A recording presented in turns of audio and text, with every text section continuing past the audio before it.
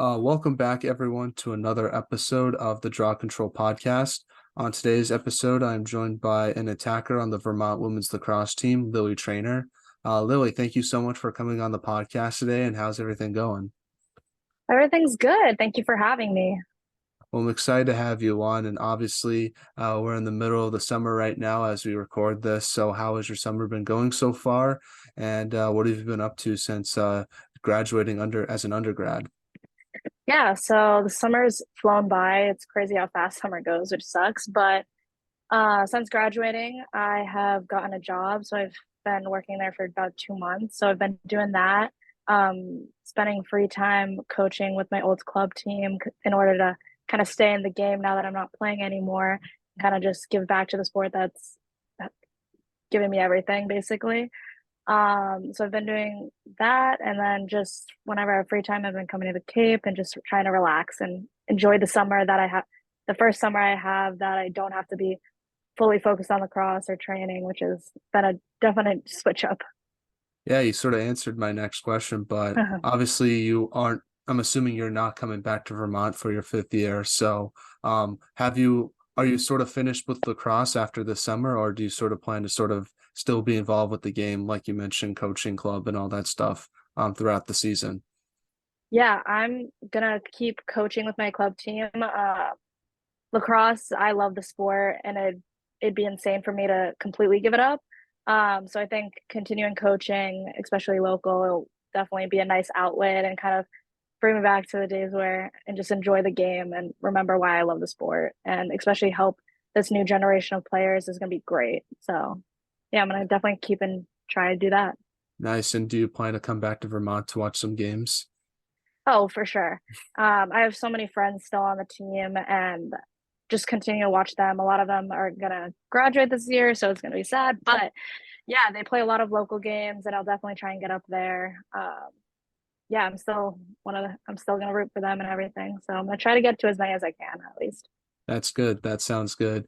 Well, I sort of now want to start off the podcast like I always do by talking about the beginning of your career and sort of work all the way up to where you are today. So, from the research that I did on yourself, it says you're from Holliston, Massachusetts. So, talk about growing up there and how'd you start playing lacrosse?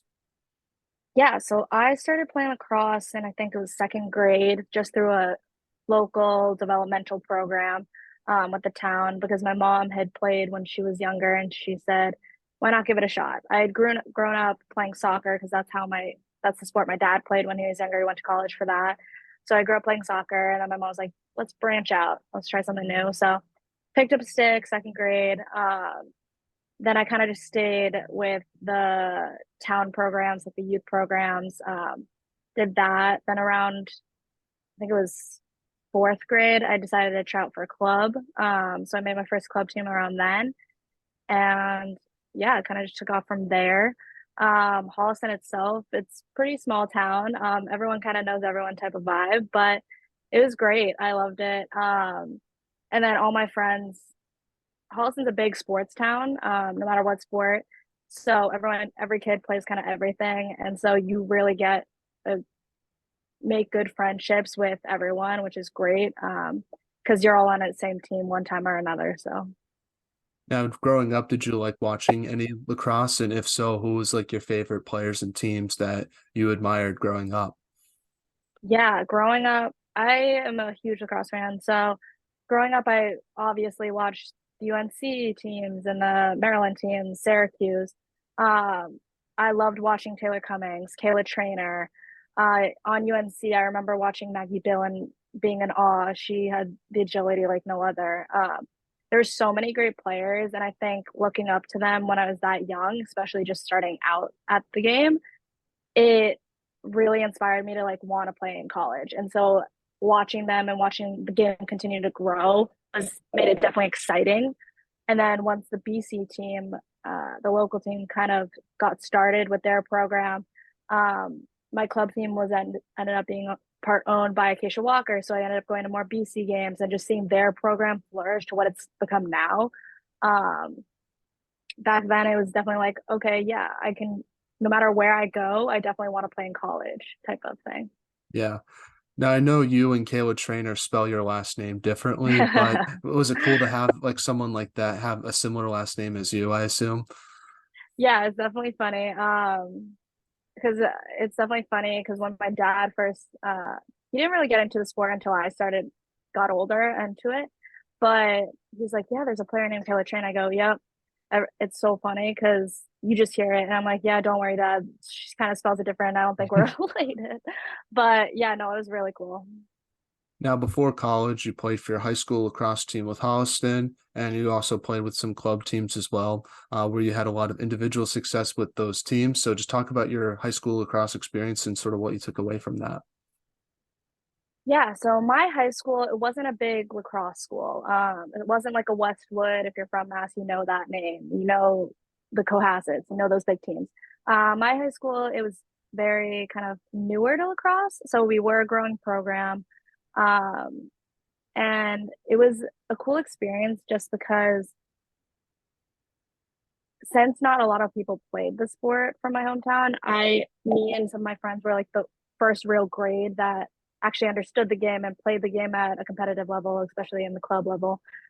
So we kind of helped turn that program around, which is great to see. And it was really cool because our league, the Tri Valley League, it was competitive.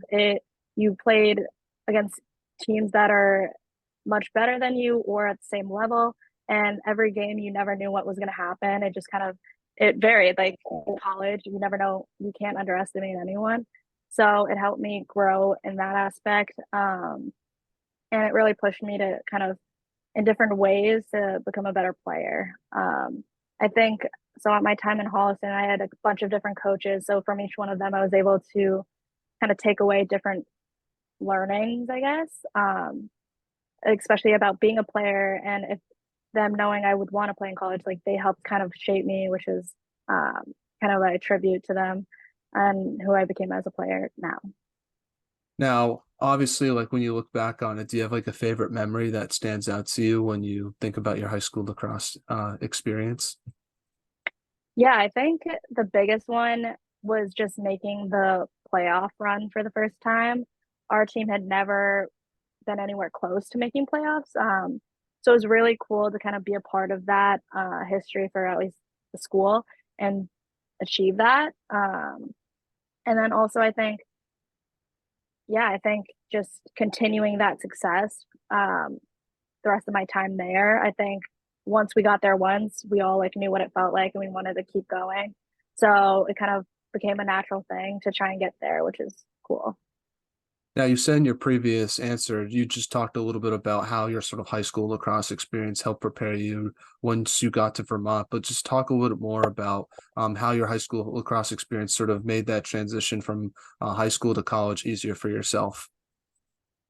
Yeah, it helped in a lot of ways. I would say one is kind of just learning, getting a better sense of working with each other because lacrosse is a team sport. It's not a single person sport. So I think continuing to like work on building chemistry on and off the field, as well as making sure you're setting all your teammates up for success so that they can play the best. Because in the end, that's going to help you guys win. I think that was a huge takeaway from me growing up. And, and then also, I think just having each other's back, being there for one another. My high school, I think those were the two main takeaways because we weren't the best team, I'll admit that, but we wanted to have fun, which we did. We wanted to compete hard and we just wanted to kind of put pressure on the other teams, which we were able to do. So I think even though we weren't winning every game by a blowout or whatever, I think we were able to achieve that and just have fun, realize why we love the game, and then play hard. So, talk about your recruitment process with Vermont and what made you want to go there versus other schools you might have looked at that time. Yeah, so I honestly, when I first started my recruiting process, it was a little different back then, but so you could be recruited from any age. I started getting recruited freshman year from a bunch of different schools, and it wasn't until actually summer of freshman year going into sophomore year that Vermont even came onto my radar. That was about the time where my coach, Sarah Dalton, got held the reins at that point. She had just been hired. And so I remember I had just played in President's Cup, which is a huge lacrosse recruiting tournament down in Florida. It used to be held at the ESPN Center, so it was a really fun tournament. But I remember getting that note from her after and just seeing that she's interested from hearing it from my coaches at the time. Um, so that kind of jump started it. After that, once I figured out she was interested, like any other school, I went to a camp that I could get to, and I kept in touch with her. I had a couple calls with all the coaches at the time, and then I went up for a visit, and yeah, that's kind of where it kind of transitioned to. It was a pretty standard process, at least for me, especially taking into all the schools into consideration, just because I'm a sophomore in high school trying to make a decision 2 years out of the way. But yeah, I definitely took my time with the recruiting process, and I just ended up loving Vermont, so I ended up there. And as a freshman, what was sort of the biggest adjustment you had to make to college lacrosse? Was it the speed of the game, the physicality, especially as an attacker, or sort of balancing academics in school since it's a little bit more of a challenge in college than it is in high school? Yeah, I think the biggest adjustment was just the pace of the game changing. It's a lot faster in college. Everyone's a lot more physical and better shape, and every single player, no matter what team you're on, is a good player. So I think that shift also was kind of a switch up, and just remembering that I have to continue to push myself to be better because it's not the same as high school. You don't have those easy teams. Everyone's doing the same thing. Everyone's pushing themselves and getting better. The sport's evolving. So I think that was a huge adjustment I needed to make and kind of just shift my mentality just to remember that. Um, and yeah, I think that was the main one. Luckily, I grew up playing a bunch of different sports between just high school sports and club sports. So I had a good grasp already on time management, so that wasn't too much of an issue. But it definitely was a little bit different when we got into season in the heart of it, with traveling days and trying to balance schoolwork a little bit. But not as bad. Mostly just the fast pacedness, the physicality, and all that. Now, during your freshman year, it got cut short due to COVID, obviously. So, how did you sort of handle that challenge of dealing with the pandemic like everyone else had to? But also, how did you sort of try to get ready for the upcoming season, even though at the time it was very uncertain when that was going to happen? And because I remember I had the honor of talking to Cece on the podcast, and she said you guys felt like you really didn't play a good game against Kennesaw State and you guys were excited to sort of get back out there. And then obviously COVID happened. So you had that bad memory of having a not so great game against Kennesaw State. I'm assuming, I wonder what you've sort of felt about that and just sort of how you handled the challenge of COVID as an athlete and then sort of how you prepared for the upcoming season with all the restrictions that you probably faced at that time. Yeah, so with lacrosse being a spring sport, we play all of fall, all of winter, and we can't wait to get to that spring season. So you're already there half a year and you haven't even started basically your season. And so for us, that year, we had our up and down moments. We ended up going to 4-4 before COVID hit. With our last game, we won against Kennesaw. It wasn't the best game, but that brought us at 4-4. And then we were traveling back from Georgia. That's when we heard of everything. All the teams, all the conferences started to say, no more playing. We're going into, we're dismissed. We're canceling the rest of the season. So that was definitely upsetting for all of us just because we knew we had more to give.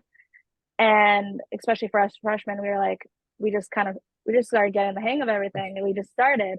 Um, but our team definitely wasn't ready for that season to be over, just because it was going so well. And we knew that based on fall ball and practices leading up to that season, we had a good shot of uh, playing well and getting that winning record. And so the fact that it was cut short is kind of sad to see. But also because of that, I think when we got home, everyone sent home. I think that summer leading into the next year, I think it made me and the rest of my team who was returning focus on staying in shape, getting reps on the wall, doing everything we can to come back better than ever this next season because we're all kind of already down one extra season that we didn't really expect to be down. So we wanted to make the most of it, and it just pushed us to kind of show that we had more to give that it didn't show at the end of that season, type of thing. Now, talk about playing in America East and just sort of the competition that you face each game. Yeah, so the America East, it's a competitive conference, I will say. So my first 3 years there, we had Stony Brook, you had Albany, who were the perennials in that. It always ended up being them. You had UMBC, you had Lowell, UNH, us, like Hartford at one point. It was a competitive conference, and I think as the sport kind of progressed, so did our conference. Each team started getting better. Each team started um, ramping up that level of play, which was great to see. Um, and I think that as time went on, with it made it more fun to be in that conference just because a lot of us are from the Northeast. A lot of us knew a lot of players on the other teams. So that was always funny to see people we knew. And it kind of just added to that intensity level of wanting to win that game. But the conference as a whole, it was so much fun, and it really pushed us and made us better for out of conference games, which was great. Now, we talked about the biggest adjustment you had to make as a freshman, but throughout your collegiate career, what would you say was the biggest improvement that you made to your game? I think biggest improvement, I think just continue to work on agility. That's a whole thing. Working on my dodging, working on my feeding, being an attacker. Stick work is everything. Same thing with dodging, because you have to get to goal, right? So I think every summer I just would focus more and more on those aspects in order to push myself to be better. Because your spot is never safe. You're if you're playing, if you're not, you're always in constant battle with someone else. So I think that going in every summer, going in, I would take that to heart and really just continue to work hard and try and push the level of my play. Um, Especially being an ex player, so behind the crease, I needed to work on my feeding. I needed to work on my dodging behind an X and just working with other players. So I think those were always my main focus going into the season. Now, let's jump ahead to your junior year because that's when you scored your very first collegiate goal against Merrimack. Talk about that goal and sort of what you remember from it. And yeah, I thought that must have been a really cool moment in your career that you remember a lot. Yeah, so actually my the irony in this. So actually, my first goal was freshman year against Merrimack also. So it's just funny that like come junior year after not playing them for a while, like as to come back, score against them. It was a great moment. It was basically a buzzer beater if I remember correctly. It was a really cool experience. Yeah, each goal is always exciting. Anytime you can put the ball in the back of the net, you're always going to be excited. So yeah, it was really exciting. Well, my apologies. I must have No, read you're the year good. wrong. We got the team right though, but do Yeah. you remember the one you scored your freshman year though? Yeah, I do. I do. That was a very vivid one. It was a dot play. My teammate Taylor Mullen had the ball, passed it to me. I rolled around to the left side of the crease, fake tie, shot low. It was a really cool experience. First game of the season, being a freshman, starting that game, it was really cool. Yeah, that's something I'll always remember. Now, one thing that did happen your junior year that I definitely know happened was you won the American East Championship. Yep. Just talk about winning that trophy and sort of what it meant to you and your team at that time. Yeah, that whole tournament that year was a whirlwind. It was so exciting, especially for our program because coming in my freshman year, um, there we our freshman class had high standards for our team. We knew what we could be, and so as year by year went past, we saw our team continuing to get better, continuing to push the envelope against these other America East Conference teams, and we saw that year that we had the potential to make it far and potentially win a championship. So I think for us, like we weren't we weren't we didn't have everyone scoring a ton of goals. We were a sound team that really worked on working together, finishing as a team. Our defense is connected to our offense. Our offense is connected to our defense. And in the end, that's really what got us that championship. And I think the hard work from our whole team focusing on this one goal, as well as our coaches preparing us, really helped us get to that moment and be ready for it. Um, yeah, that game was a nail biter. The semifinal game that year also nail biter. So like Binghamton, great team, and then Albany is a great team. So we knew we had nothing to lose, so we came out firing, and it worked. We ended up winning, so it was really cool to see. Um, our team was just so happy because we saw everything we'd gone through over the years, and it was like it paid off. It was a really cool experience. Now, because of that tournament win, you guys got to play in your first NCAA tournament game against Denver. Even though you lost that game, sort of what did you take away from that experience against a really good defensive team in the Pioneers? Yeah, the Pioneers are a great team. As you probably saw this year, they made it to the Final Four. They were a great team. They were really sound offensively and defensively. So I think when we went to play them, it was a battle. And I think that even though we ended up losing, it was honestly just a great experience for us to get there. I think there was a lot of nerves on our end, so that could have affected, but who knows? But it was a really cool experience. Not everyone can say they made it to the national championship playoffs. So it was really cool to be able to say that. Now, heading into your senior year, what type of leadership did you want to bring to the team? Would you consider yourself more of a vocal leader or lead by example type of player? I am more of a lead by example type of person. I am not super vocal. I will try my best, but I'm definitely a more lead by example type player. I'll help if someone's asking questions or doesn't understand something. I'll try and help show them what to do or just kind of explain a play or something like that.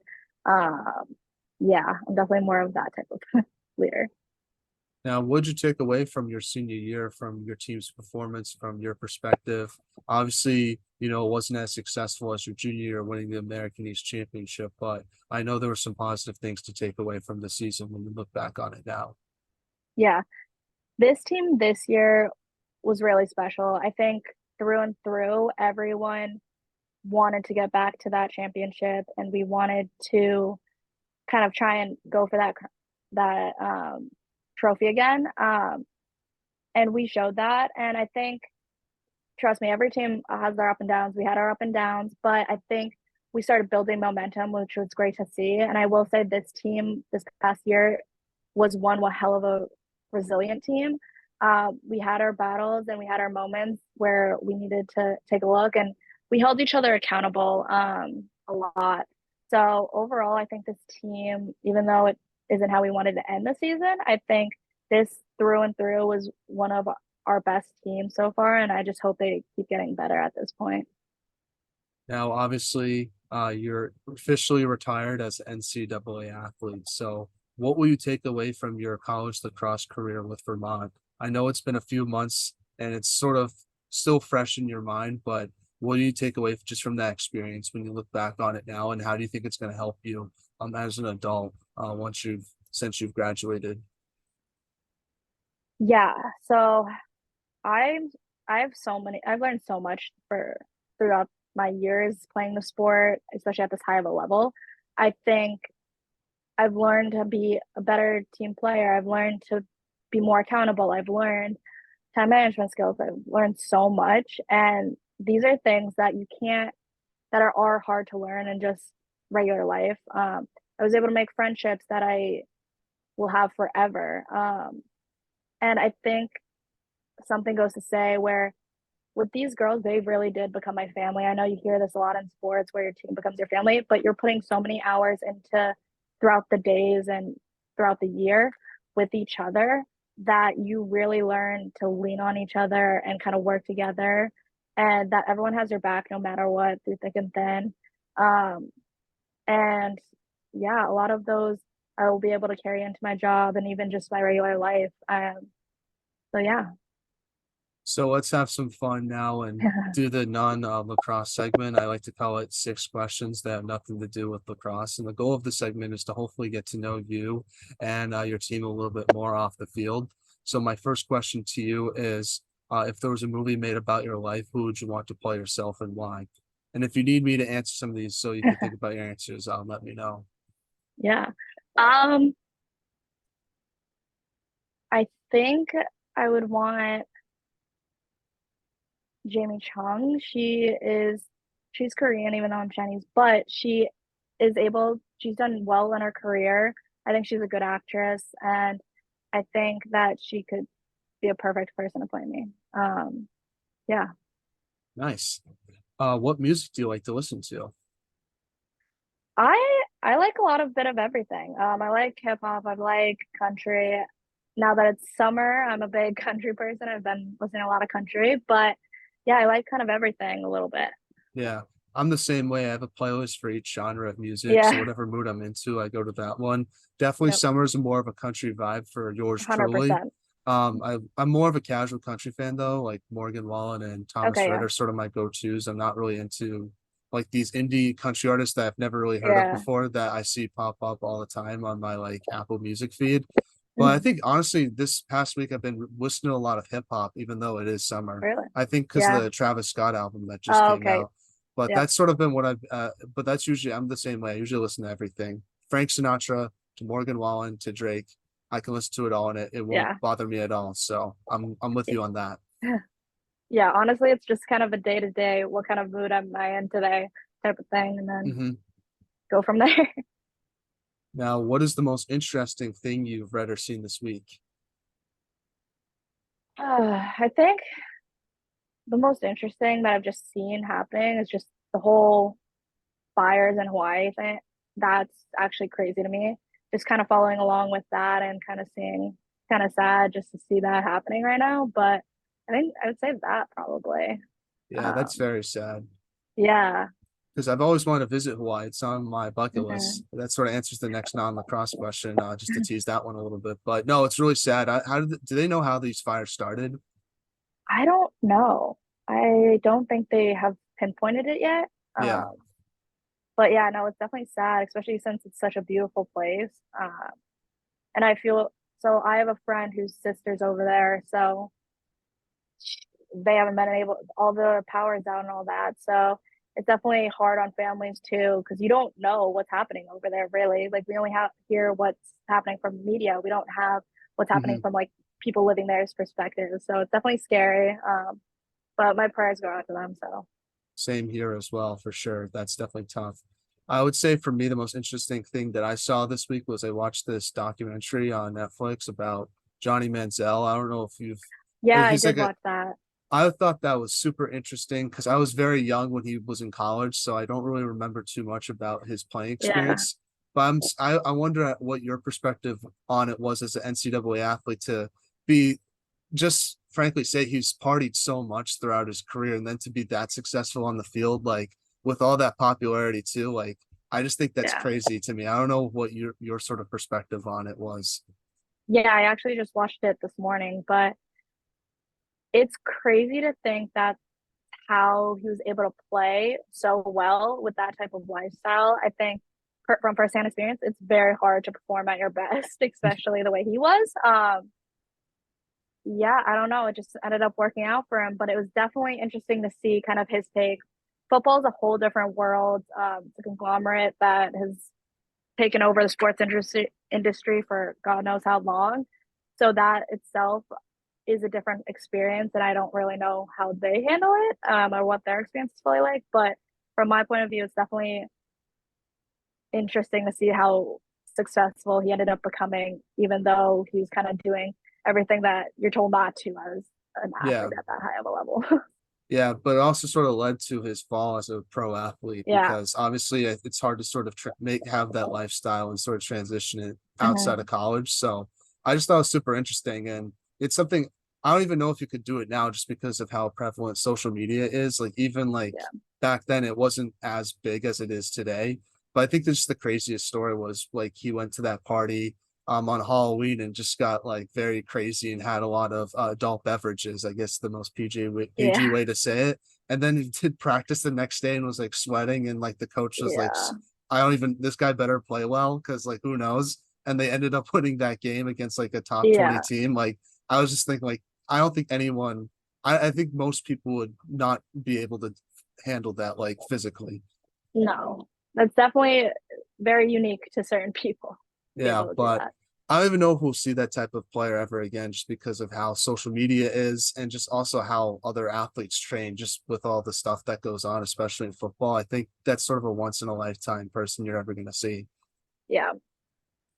Now, let's ask the next non lacrosse question, which is if you could have what is one item on your bucket list that you hope to accomplish one day? I think I would say seeing the Northern Lights. I heard it's beautiful, and I think that's something really cool I want to see, especially yeah, that's definitely on my bucket list.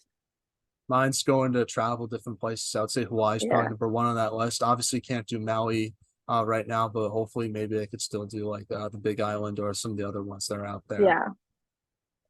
Now, a couple more non-lacrosse questions is who was the funniest teammate you had on the Vermont women's lacrosse team? We had so many funny people in their own respective ways.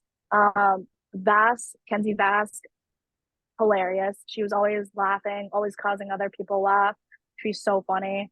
Um, Cece had her Cece, if she was in the right funny, goofy mood, she was so funny. Um, and then well, honestly, our whole team is was funny at different ways. Like we had people who were just unironically funny. Like they'll just say something not trying to be, and then they were. Like Hmm. it's just yeah. But Kenzie Vass definitely 100% takes that cake. Now, who had the best off the field style on the Vermont women's lacrosse team? I would say you, Lily. You probably had the best style on the team. I'm really digging the necklace right now, but Thanks. besides yourself, who would you say had the best style on the team? Oh. Caroline Kagan had really good style. It's funny because we like to kind of say she was kind of like Barbie. She loves her pink. Her clothes were always great. Vask had a really cool style. I personally wouldn't wear that type of stuff, but she pulls it off and she rocked it. Um, Honestly, our whole team had their own twist to their style, and it was always great. But yeah, I think everyone kind of in their own respective ways. That's good. That's good. You got to look good, feel good, play good. I think Yeah, that's definitely. exactly. I feel like I think it's honestly. I don't know if there's any science behind it, but I think it's true motto. Pro- yeah, probably. Now, getting back to some lacrosse questions. Now, first one is, what advice would you give to younger players listening to this on what it takes to be a college lacrosse player like yourself? Yeah, I think for girls now, I think just trying to trying your hardest no matter what, even if it's stuff you don't like to do. I think just continuing to build on your skills and just really focus on what you need to work on now so that it's not an issue later on is great. Working on consistency, and just being a good teammate in general and wanting to be coached by anyone and everyone are just the main points because once you got to that level, you have to be able to adapt and you have to be able to be coached and kind of learn from your mistakes and be able to read things. So I think those are the main points I would say for a young player now to focus on. Now, what should be done to help grow women's lacrosse from your perspective?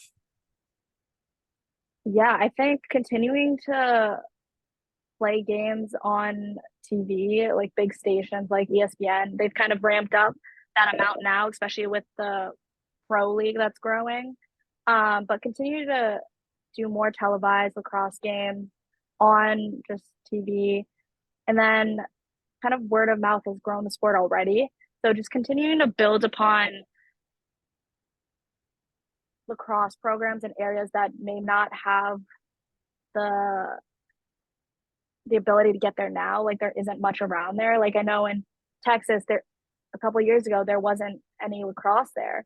Then we had some ex players who played collegiately go move to Texas, start clubs, start programs. Now Texas is on the up. Same thing, California and the West Coast. So what get being able to get former players and anyone who just loves the game to kind of help bring that knowledge to new locations is great, and will just and people will fall in love with the sport when if they just play it. So I think if we can just get it there is half the battle right there. Now, before we end this interview, Lily, do you have any shout outs you want to give to any of your teammates, family members, or friends? And who should we have on the podcast next? Yeah, I think just shout out to Massachusetts. They really gave me everything. That was my club team. All the coaches there are fantastic.